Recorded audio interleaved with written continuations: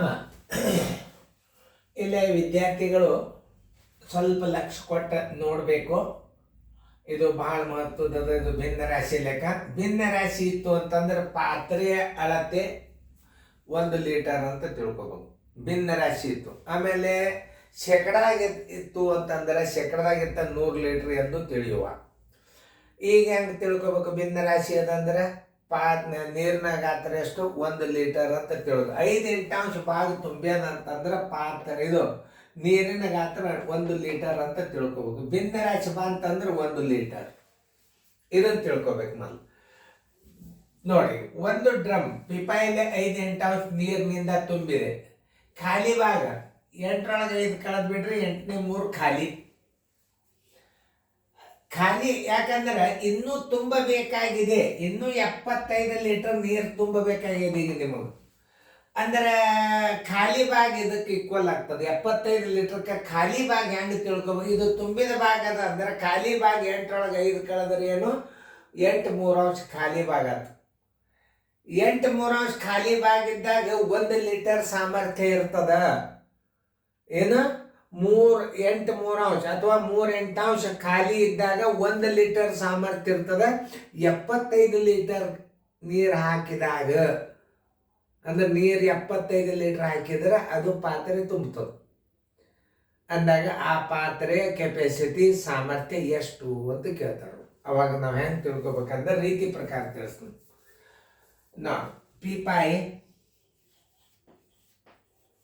ಪೀಪಾಯಿ ಸಾಮರ್ಥ್ಯ, ಪೀಪಾಯಿಯ ಸಾಮರ್ಥ್ಯ 1 ಲೀಟರ್ ಆಗಿರಲಿ. ಯಾಕ? ಭಿನ್ನ ರಾಶಿ ಅದದು. ಪೀಪಾಯಿಯ ಸಾಮರ್ಥ್ಯ 1 ಲೀಟರ್ ಆಗಿ ತುಂಬಿದ ಭಾಗ ಬರೋಬ್ಬರಿ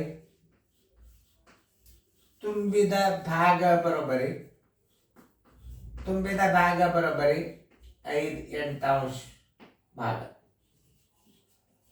5/8 ಭಾಗ ಖಾಲಿ ಭಾಗ, ತುಂಬಿದ ಭಾಗ. ಖಾಲಿ ಭಾಗ ಇಲ್ಲೇ ತಕೊಂಡು ಬಿಡ್ರಿ, ಭಾಳ ಸರಳ.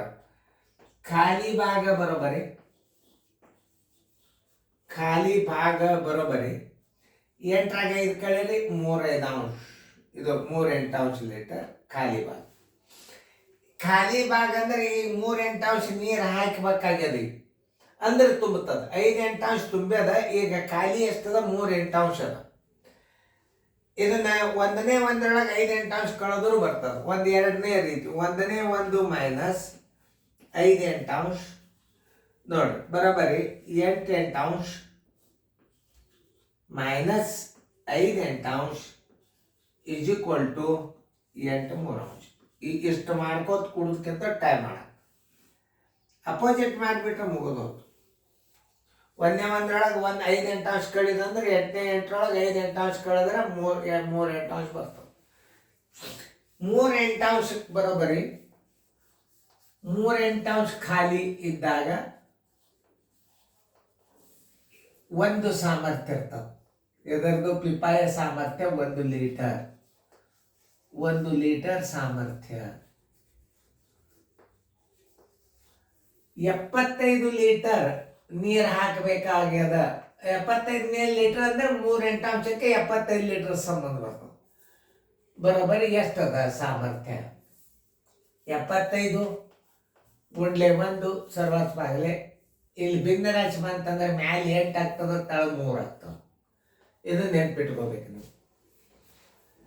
ಯಾವುದೇ ಒಂದು ಭಿನ್ನ ರಾಶಿ ಮಾಡ್ಬೇಕಾದ್ರೆ ಪಿಪಾಯಿಯ ಸಾಮರ್ಥ್ಯ 1 ಲೀಟರ್ ಆಗಿರ್ಲಿ. ತುಂಬಿದ ಭಾಗ 5/8, ಖಾಲಿ ಭಾಗ ಇದರ ಅಪೋಸಿಟ್ ಮಾಡ್ರಿ ಅಥವಾ ಹಿಂಗೆ ಮಾಡ್ರಿ. ಹಿಂಗೆ ಮಾಡೋದು ಒಂದೇ. ಛೇದವ ಅಂಶ ಒಂದೇ ಇತ್ತಂದ್ರೆ ಮ್ಯಾಲೆ 8, ಛೇದ ಎಷ್ಟದ ಅಷ್ಟೇ ಇಡಬೇಕು.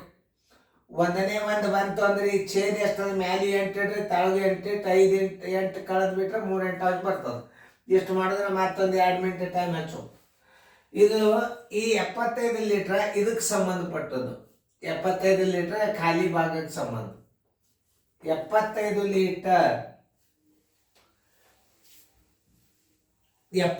ಲೀಟರ್ ಏನದಲ್ಲ ಖಾಲಿ ಭಾಗಕ್ಕೆ ಸಂಬಂಧಪಡ್ತದ. 75 ಲೀಟರ್ ಹಾಕಿದಾಗ, ನೀರು ಹಾಕಿದಾಗ ಎಷ್ಟಿರ್ತದೆ? ಖಾಲಿವಾಗಿ 3 ಜರ್ ಖಾಲಿ ಇತ್ತಂದ್ರೆ 1 ಲೀಟರ್ ಸಾಮರ್ಥ್ಯ ಇರ್ತದೆ. 75 ಲೀಟರ್ ಆ ಖಾಲಿ ಜಾಗಕ್ಕೆ ಎಷ್ಟು ತುಂಬಬೇಕಾದ್ರೆ ನೀವು 75 ಲೀಟರ್ ತುಂಬಬೇಕಾಗ್ಯದ.